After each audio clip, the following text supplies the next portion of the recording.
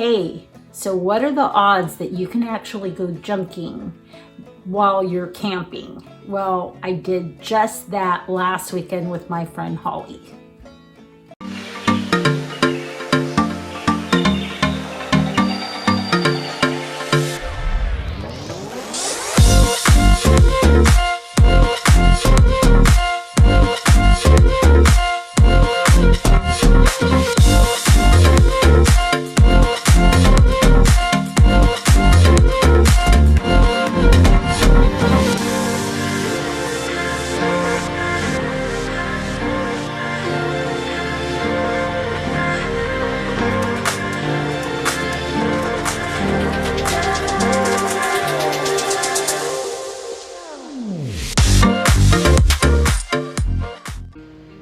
I can never resist stopping at my favorite little thrift store. This store is so tiny, but I always find the most amazing things like these brass irons for, is it brass irons? Really, they're like fireplace tools, but they had the horse heads on them. They were so cool.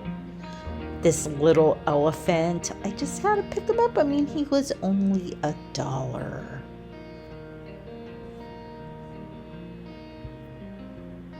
So I'm not even in the store and I already have a pile of stuff.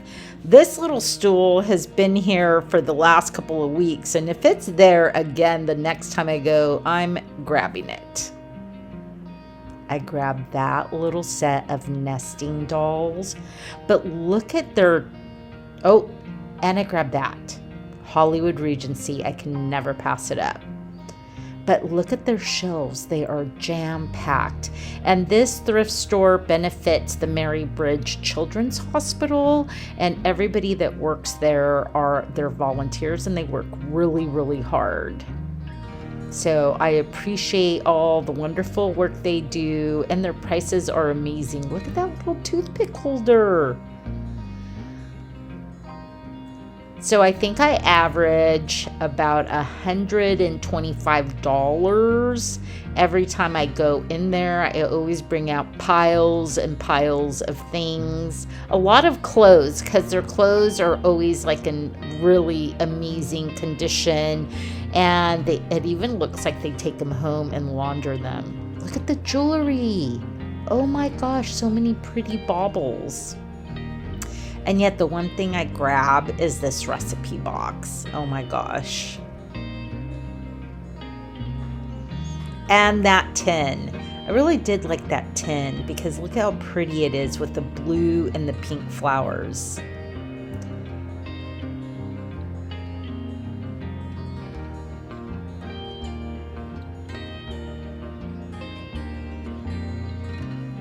And those were handles, like antique brass handles, just in case. You never know when you're going to be doing a DIY project, and I may need some.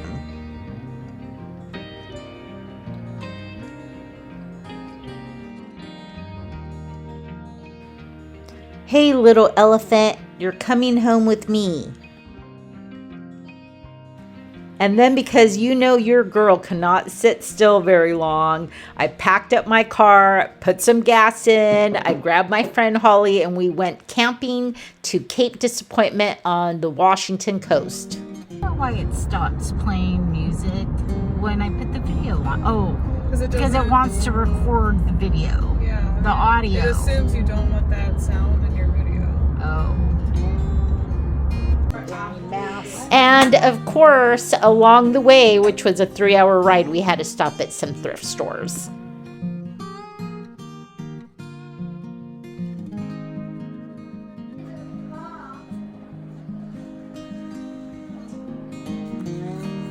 Ooh, I kind of like this. Look at this woman.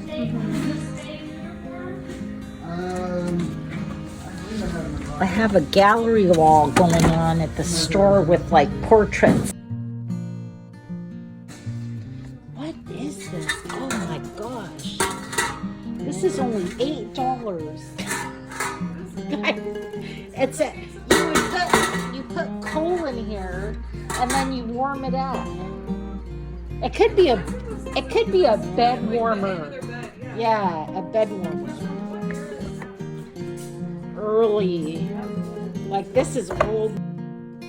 And then we arrived at stunning Cape Disappointment on the Washington coast, where we hoped for weather like this, but this is the weather that we actually got. But we made the most of it and even went on a 5-mile hike up to the North Head Lighthouse for even more stunning views.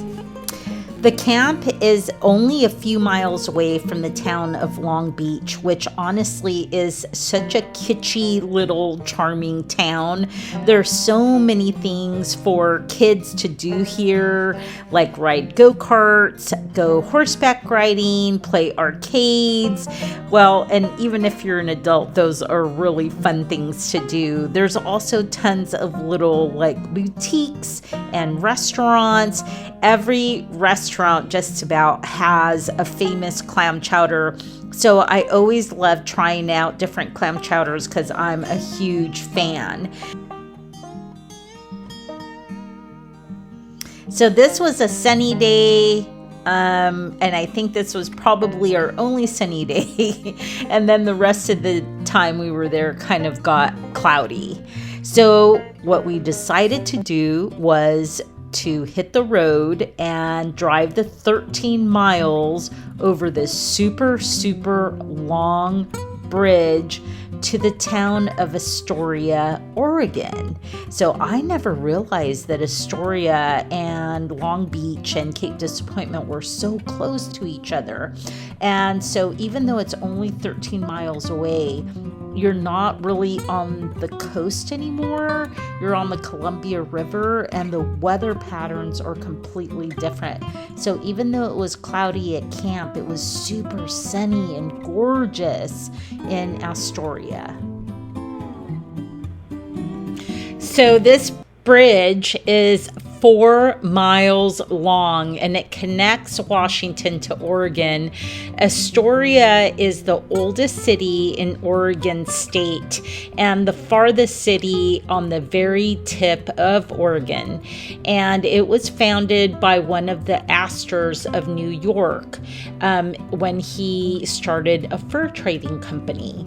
Now it's a coastal town and it's still really lively, and it kind of has this, I don't know, a little bit of a gritty vibe to it, but it's super cool. It's interesting because all the shops that we went into seem to be playing the same type of music.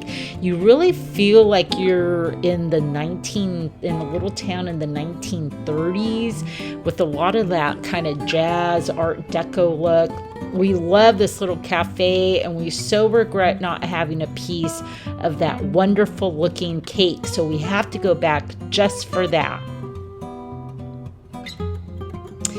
And on Holly's to-do list was the Goonies house, which was part of it was filmed in Astoria, as was Kindergarten Cop. And then on our last day, we decided to hit this antique store in Long Beach, and I cannot believe I've never been in here. It was really crazy.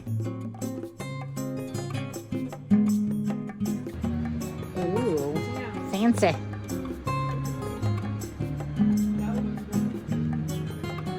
Wild.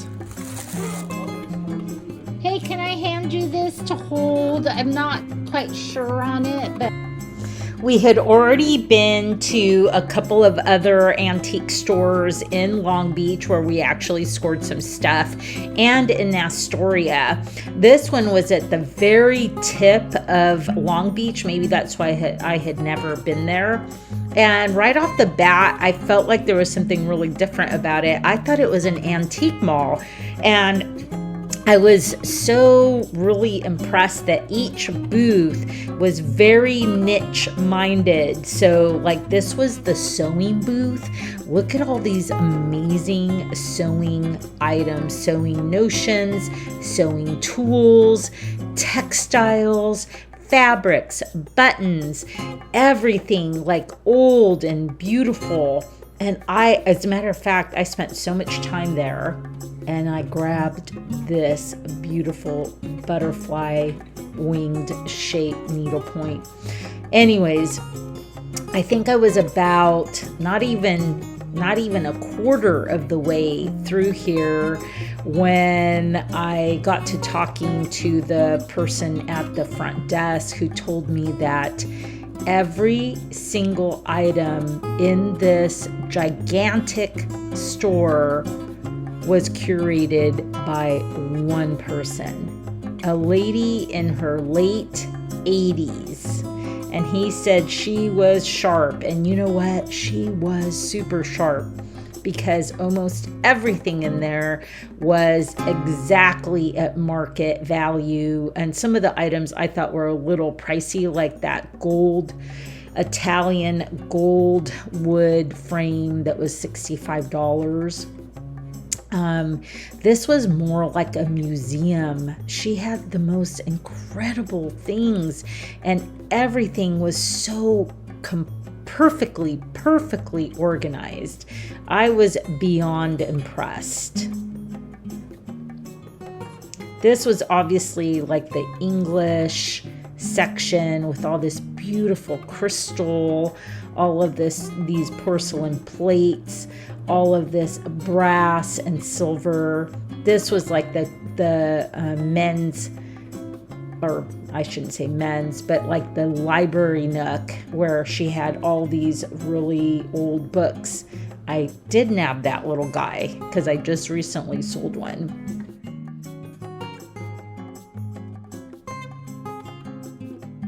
Just the floats alone blew me away. I was just like, wow, this is crazy. This cabinet had all like these dishes painted with oysters and fish on them, and they were really spendy. You wait, I'm gonna keep my eye out, because I think I just passed up on a plate very similar to that. It was in one of my last videos. Shells everywhere.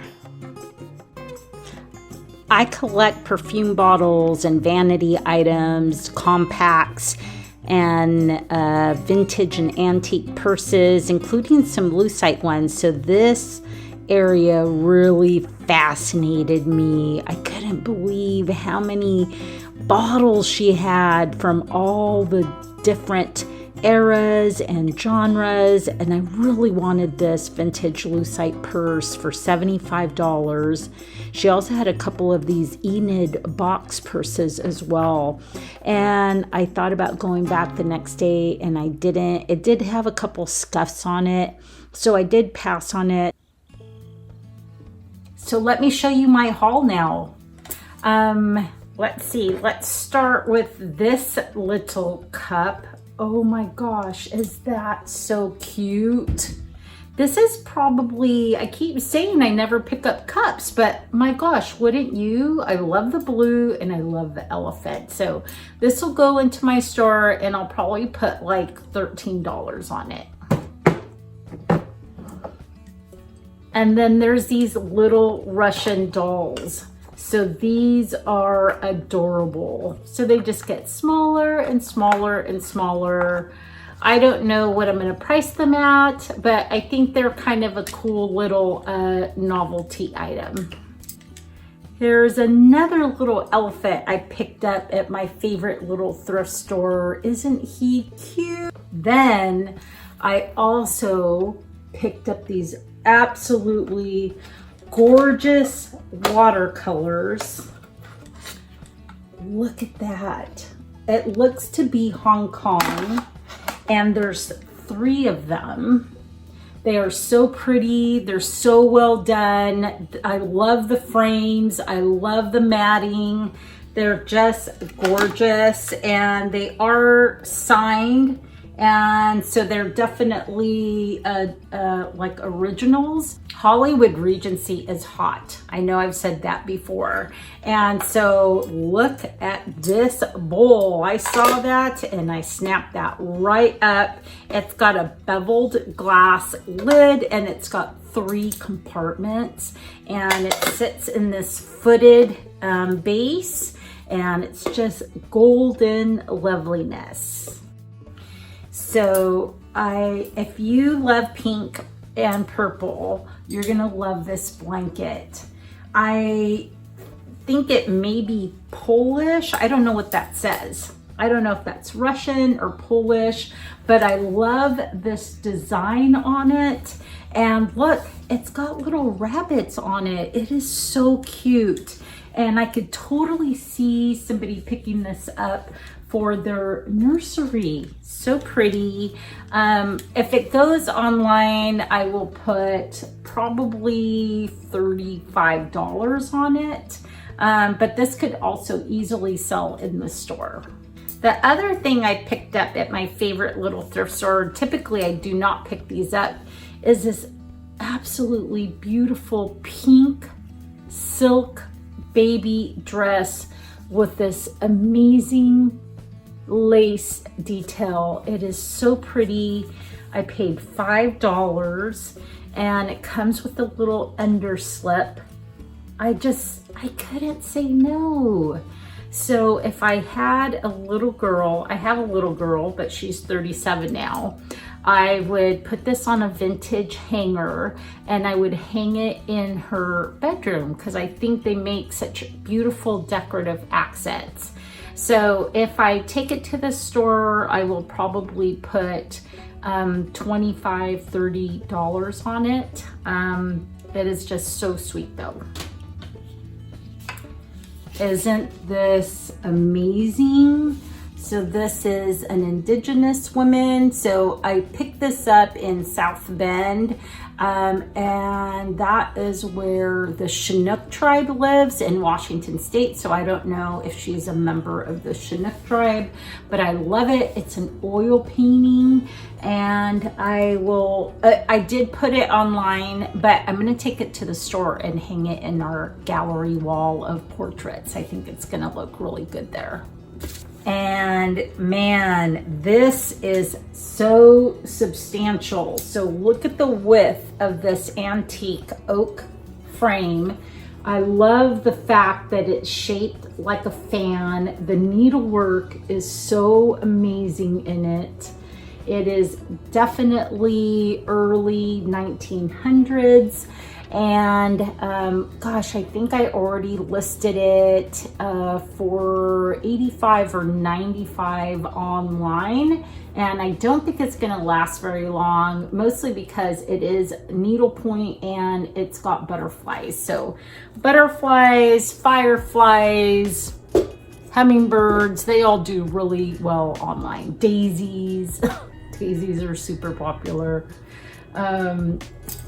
As always, I'm on the lookout for fabric remnants, and even though that store was, you know, really on the money on their market, I mean, their prices were really market prices, meaning that she was asking like top dollar for everything.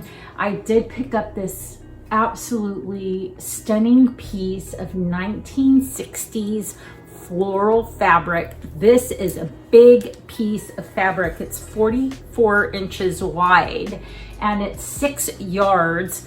I already listed it online. I can't remember how much I listed it for.